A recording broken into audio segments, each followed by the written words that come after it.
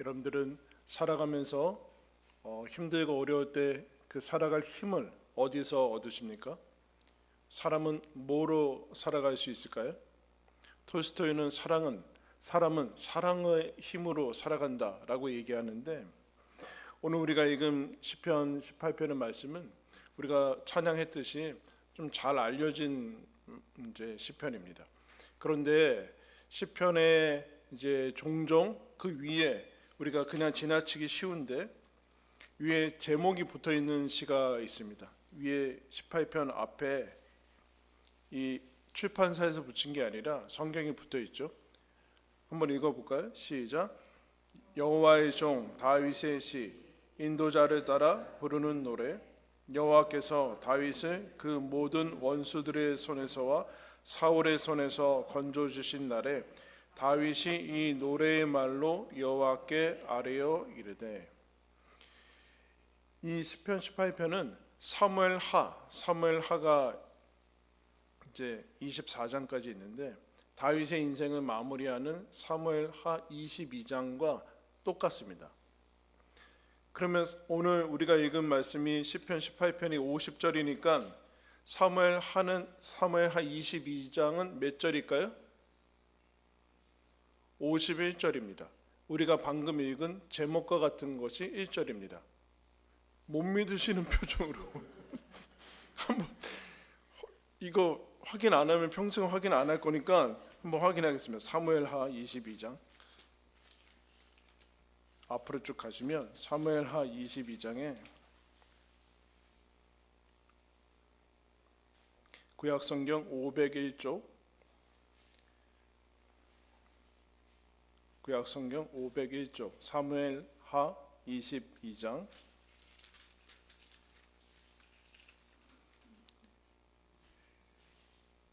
여호와는 나의 반석이시오. 그게 2절부터 나오고, 우리가 읽은 게 몇 절이요? 1절이죠. 그리고 마지막 게 보니까 그대로 51절까지 그대로 여기에 써 있는 것을 시편은 뽑아서 시편 18편에 이렇게 넣었습니다. 이제 뭐 똑같기 때문에 여러분 다시 시편으로 돌아가시면, 여호와가 나의 반석이시요 요새시요, 뭐 건질 나의 뭐 이제 그 모든 것들이 이제 포함하고 있는데, 즉 이 시편의 여러 가지 고백들, 뭐 이야기들, 것들은 배경이 있다라는 거죠. 배경. 그냥 아무 상관없이 예술적으로 뭔가 이제 시를 작성하기 위해서, 아니면 뭔가 표현하기 위해서 나온 그냥 문학 작품이 아니라 하나하나의 개인적인, 그리고 그 사건 속에서 그 배경과 사건이 있다라는 겁니다. 여러분들 학교 다니실 때 소설에 대해서, 이제 이야기에 대해서 배웠을 텐데, 이야기의 3요소가 뭡니까? 인물, 사건, 배경. 아는 척 하셔야 됩니다. 이게 이야기가, 근데 이거는 시예요. 시편 18편의 시인데 노래라고 이제 나와 있는데, 이것이 사무엘하에서 나왔죠.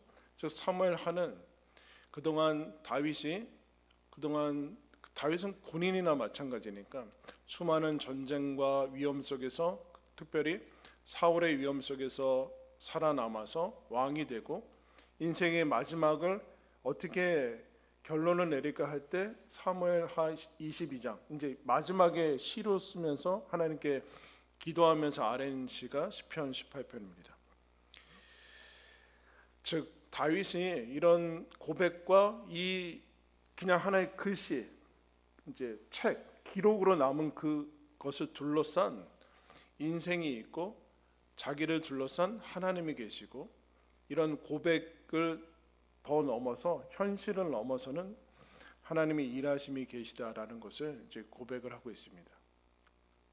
하나의 진공 속에서 나오는 것은 아니다. 성경이 처음부터 창세기부터 요한계시록까지 실제의 현실과 상관이 없다든가, 아니면 사람과는 동떨어진 그냥 하늘에서 벌어진 일들만 나타낸다든가 라는 그런 신화가 아니라는 거예요. 이 성경은, 그리고 나오는 이런 텍스트들은 하나님께서 주시는 그 거대한, 더 넓은 이제 컨텍스트라고 얘기하죠. 그 상황과 그런 배경들이 언제나 있다라는 것이죠. 그러면 이렇게 물을 수 있습니다. 그 상황, 인물, 사건, 배경은 무엇을 위해서 있는 것인가? 이런 소설에도 어떤 이야기에도 인물이 나오고 여러 가지 벌어지는 사건이 나오고 그리고 배경, 공간, 시간 그런 것들이 나오는데 그게 곧 주제는 아니죠.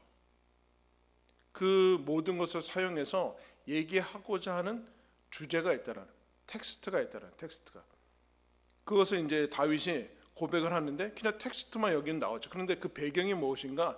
내가 인생 전체를 살아서 하나님과 함께 살아갔는데 하나님이 이런 하나님이더라. 나에게 이렇게 대하셨다라는 것을 고백을 하는 것을 이제 봅니다. 그런데 이것이 다윗이 단순히 내가 왕으로 부름을 받아서 기름 부음 받아서 아주 어릴 때 기름 부음 받아서 만사형통하고 일사천리로 아무런 이제 어려움도 겪지 않고 살았다라고 했으면 다윗이 아마 지금보다 더 이제 인기를 얻었을지는 모르지만 사람들이 찾지는 않았을 거예요. 왜요? 나랑 상관이 없는 얘기니까. 저 사람은 처음부터 끝까지 아무런 고생도 안 했다? 그거는 뭐 흠모할 수도 있고 그럴 수 있겠다라고 하지만 그런 인생은 없으니까 현실성이 떨어지죠. 근데 성경뿐만 아니라 여러분들도 그런 인생은 없다라는 것을 알고 있습니다. 모두 다 힘들다라는 것을 알고 있고 그것은 뭐라고 표현했는가? 4절 5절에 이렇게 표현했습니다. 사망의 줄이 나를 얽고 불의의 창수가 나를 두렵게 하였으며 수월의 줄이 나를 두르고 사망의 올무가 내게 이르렀도다. 사망 그리고 불의의 창수, 홍수 같은 거죠. 수월, 사망의 올무라고 이렇게 표현을 했습니다. 그것이 나를 두렵게 했다. 원수라는 표현을 자주 썼고 그리고 환난이 나에게 다가오고 있다. 그렇게 얘기를 합니다. 인생에 어려움이 계속 있었다는 거죠. 인생의 어려움들이 계속 있었고 나를 괴롭히는 그런 문제들이 계속 있었는데 무슨 얘기인가? 사건이죠. 사건. 인물은 있는데 사건이 있는 그런 이야기 속에 들어갔다라고 얘기하고 있고 그에 비해서 그러면 내 인생은 사망이고 고통이고 수월에 맨날 그냥 죽고 힘들고 그런 인생이었는가? 라고 하면서 16절에 이렇게 얘기합니다. 그가 높은 곳에서 손을 펴서 나를 붙잡아 주시고 많은 물에서 아까 창수라고 그랬죠. 나를 건져내셨도다. 나를 강한 원수와 미워하는 자에게서 건지셨으며 그들은 나보다 힘이 세기 때문이로다. 그들이 나의 재앙의 날에 내게 이르렀으나 여호와께서 나의 의지가 되셨도다. 나를 넓은 곳으로 인도하시고 나를 기뻐하심으로 나를 구원하셨도다. 그럼 동시에 환난이 있는데 그 환난은 다윗에게 있어서 그 중간에 어쨌든 그 사건이 넘어간다. 그 사건 자체가 환난인데 동시에 뭐였어요? 구원이었어요. 구원. 사망인 것과 동시에 생명이었고 두려운 것과 동시에 하나님이 나를 건지시는 기쁨의 것으로 다가오는 것을 이제 봅니다. 그런데 이게 그냥 되지는 않죠.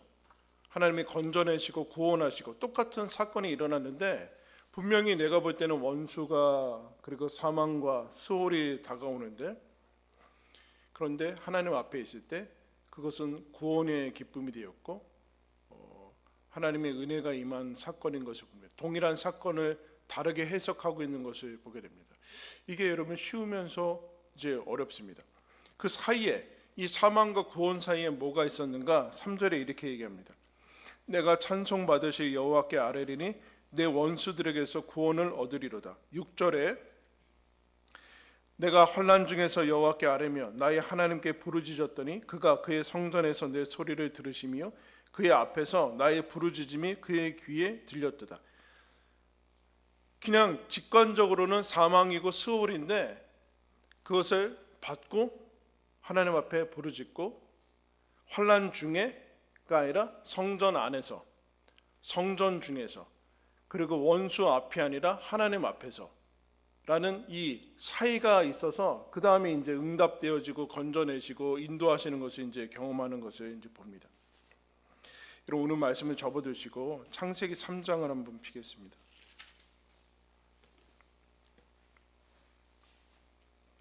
창세기 제일 앞에 3장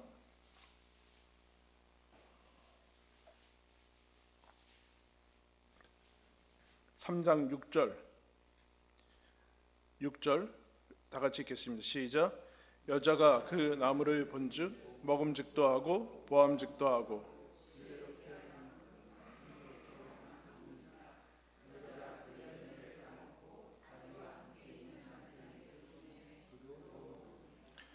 하와가 선악과 나무를 봤습니다.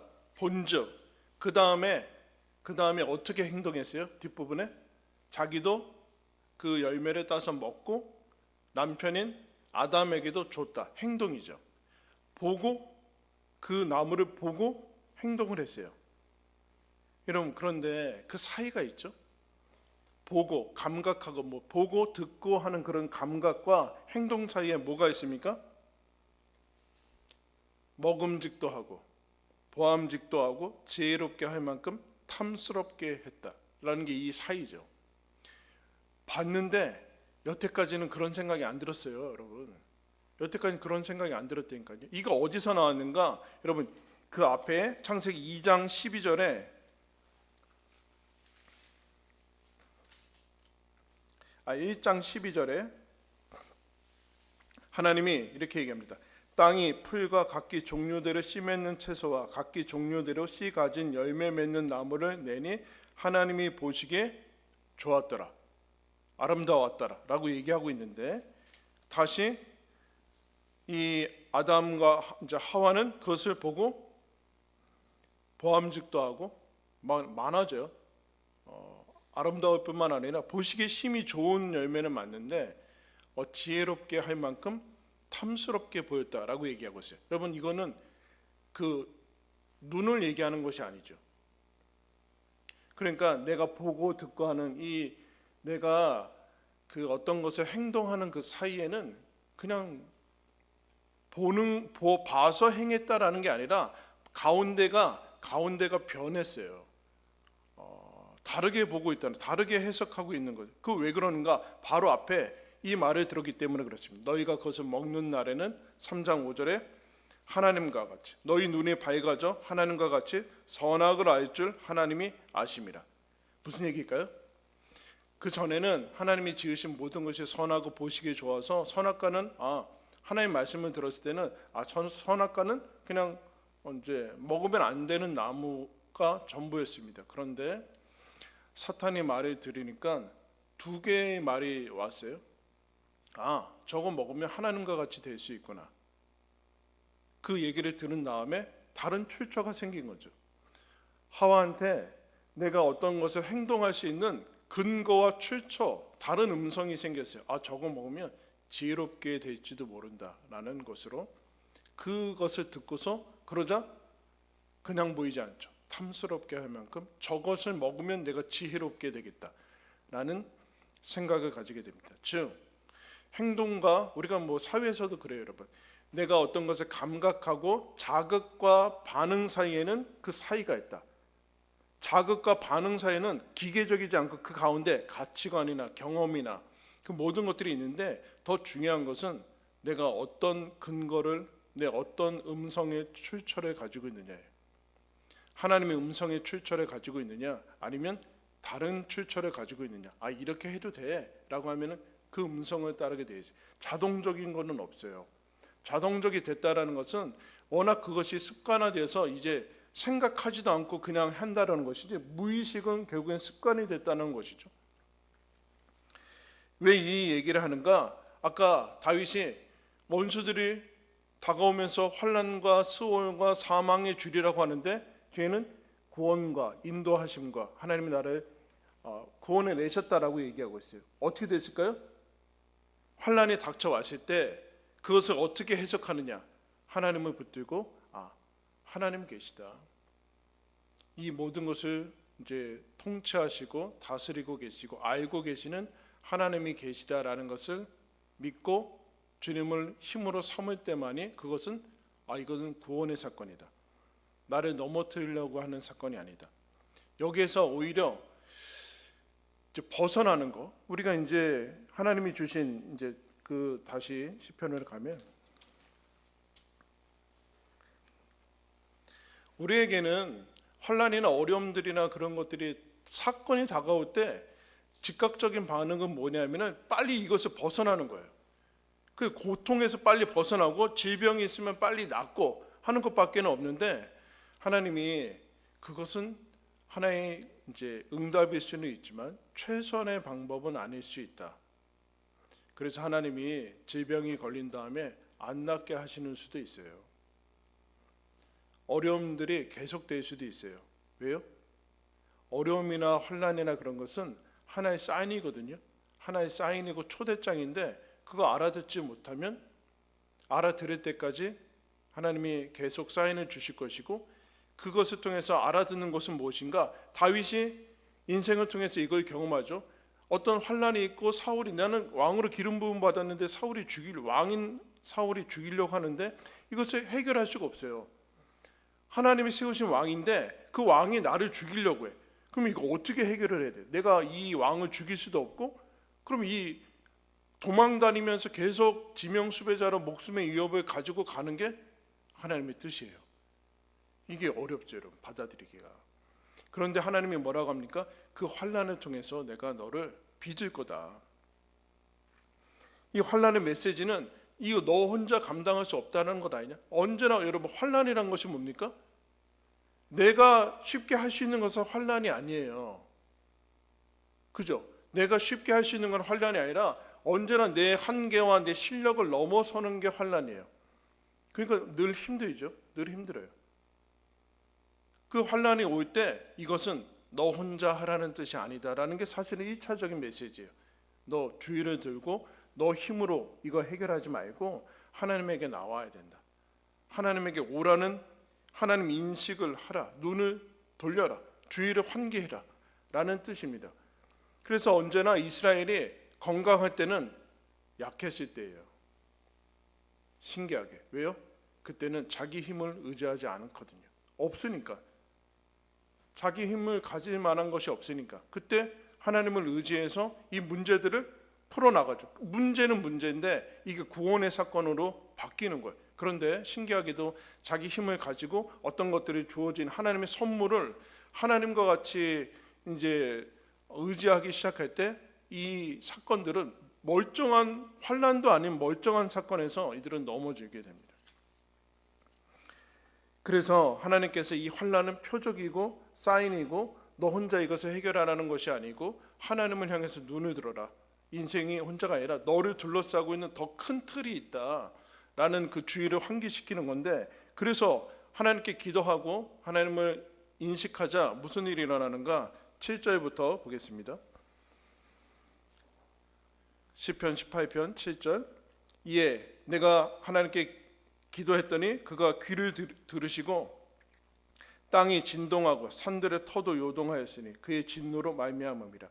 그의 코에서 연기가 오르고 입에서 불이 나와 사람이여 그 불에 숯이 피었도다. 그가 또 하늘을 들이우시고 강림하시니 그의 발 아래는 어두컴컴하도다. 구름을 타고 다니시며 바람 날개를 타고 높이 솟아오르셨도다.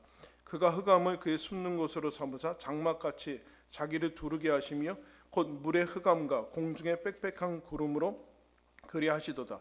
그 앞에 광채로 말미암아 빽빽한 구름이 지나며 우박과 숯불이 내리도다. 여호와께서 하늘에서 우레소리를 내시고 지존하신 이가 음성을 내시며 우박과 숯불을 내리시도다. 그가 그의 화살을 날려 그들을 흩으시며 많은 번개로 그들을 깨뜨리셨도다. 이럴 때 여호와의 꾸지람과 콧김으로 말미암아 물밑이 드러나고 세상에 터가 나타났도다. 여러분, 상징이죠. 하나님이 콧김을 내고 막 이거 상징이죠. 시. 여러분, 근데 실제로 이런 일이 일어난 적이 있죠. 이스라엘이 출애굽할 때 많은 물이, 바다가 갈라지고 10가지 이적이 일어났어요. 10가지 이적이 일어나고 바다가 갈라지고, 그리고 바다가 홍해로 이스라엘 백성이 그 마른 땅으로 건너는데, 여러분, 바다가 갈라지면 젖은 땅이죠. 갯벌 못 건너요. 하나님이 이스라엘 백성을 바다를 가른 다음에 그 땅을 마르게 했어요. 마르게 해서 마른 땅으로 건너가는데, 건너갈 때까지 애굽은 흑암이 있었어요. 왜요? 하나님께서 구름 기둥으로 막아버렸기 때문에.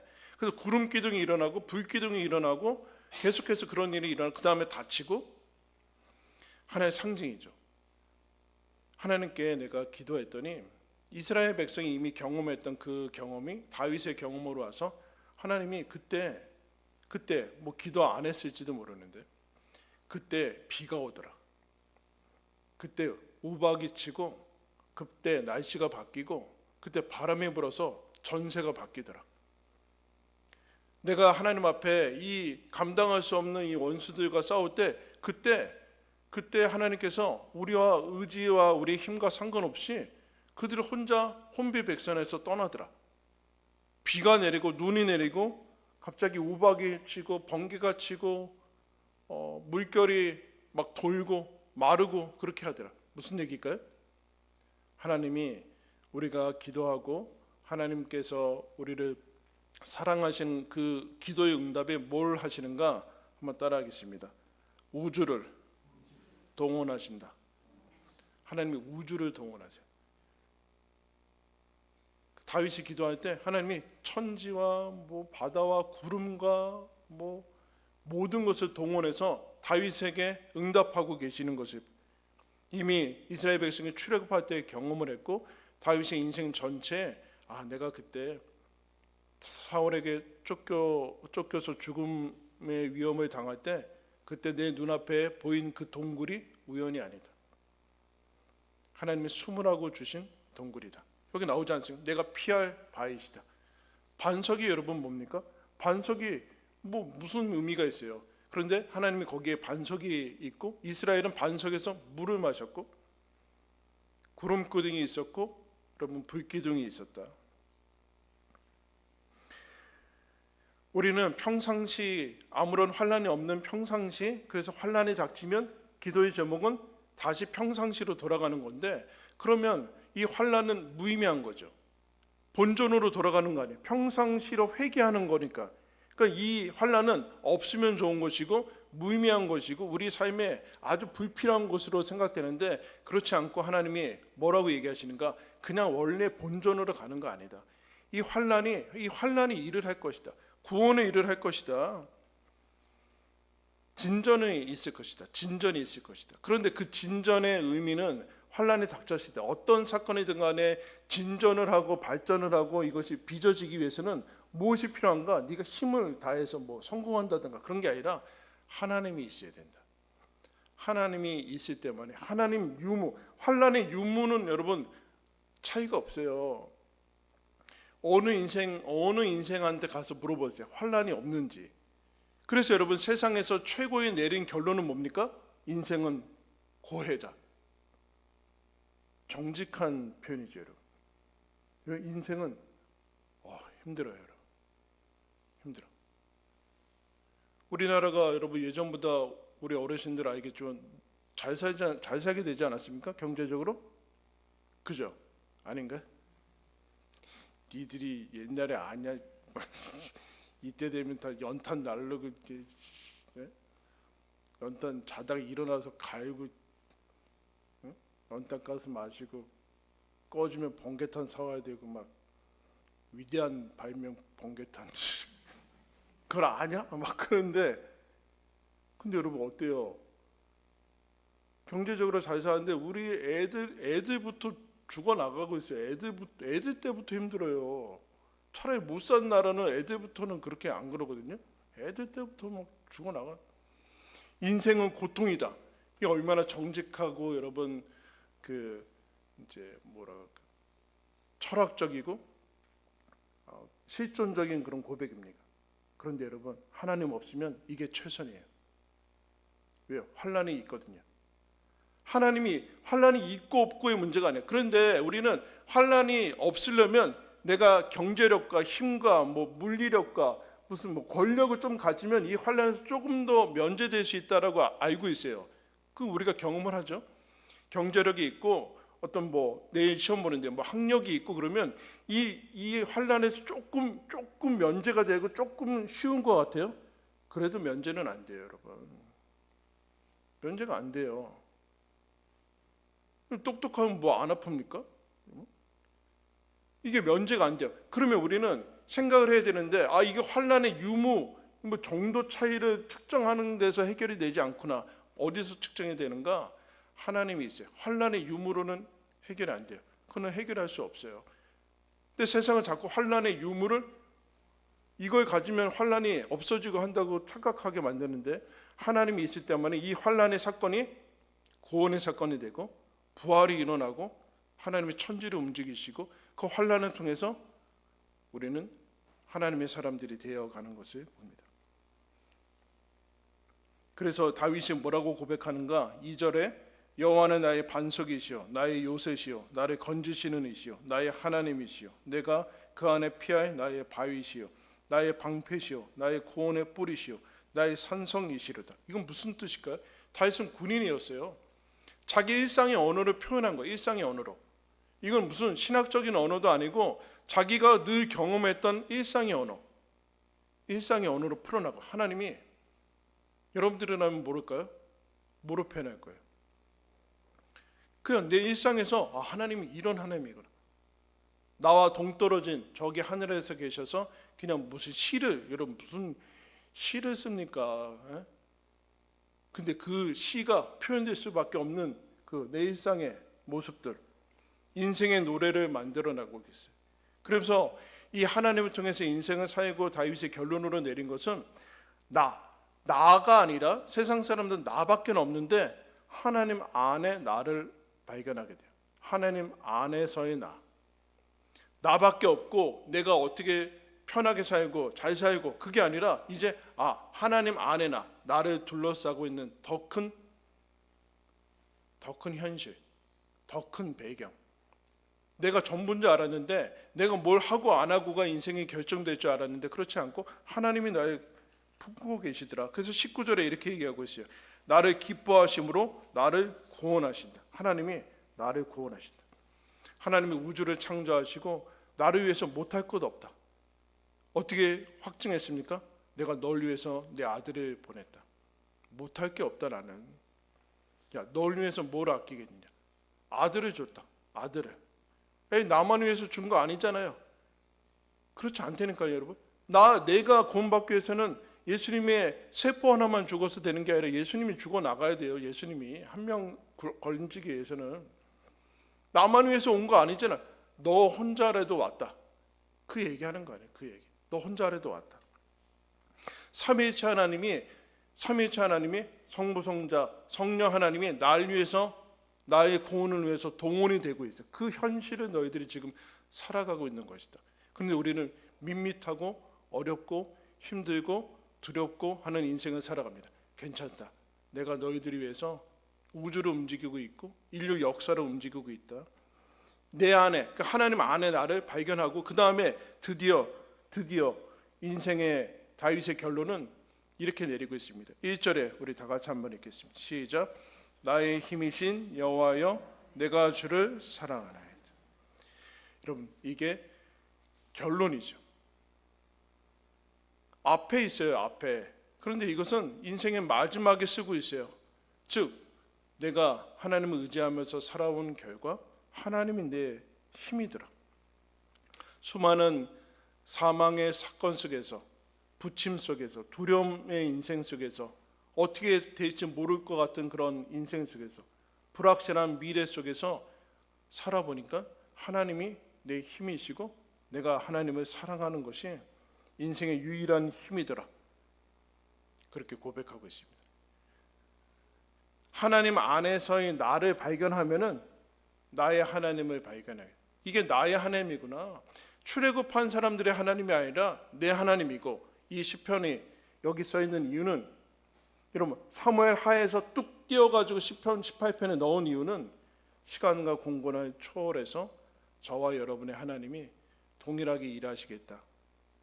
내가 너의 힘이 되겠다. 그러니까 너도 나를 붙들고 힘을 내어서 살아가라 라고 말씀하고 있습니다. 여러분 이것이 인생의 결론입니다. 배워서 외워서 첫 줄에 나와서 그 다음에 하는 것이 아니라 우리 인생에 여러분과 제가 걸어가는 인생 누구도 한 사람도 예외 없이 하나님이 이 같은 열심으로 붙드시고 인도하실 것입니다. 그것을 알아차리고 살아가라라고 초대하고 있는 거 기억하면서 하나님, 제가 주님을 나의 힘으로 삼겠습니다. 그 하나님을 더 사랑하겠습니다. 그것이 저의 힘인 것을 고백합니다. 이 고백이 저와 여러분의 고백이 되도록 하나님이 인도하신다라는 것을 기억하면서 주님 붙들고 힘내어 살아가시기를 예수님의 이름으로 축원합니다. 기도하겠습니다.